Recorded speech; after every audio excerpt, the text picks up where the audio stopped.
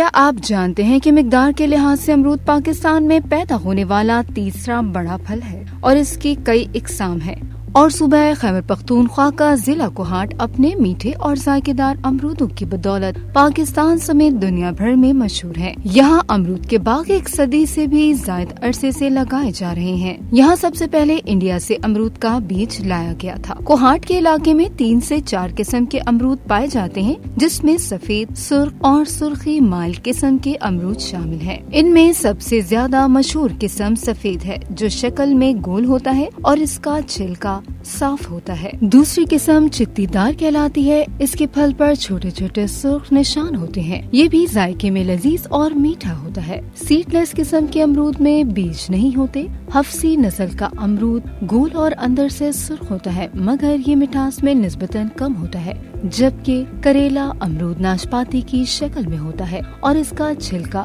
کھردرا اور اندر سے سرخ اور سفید دونوں شکلوں میں پایا جا سکتا ہے۔ امرود کی ایک قسم ریڈ گواوا جو اندر سے سرخ ہوتا ہے کافی پسند کی جاتی ہے۔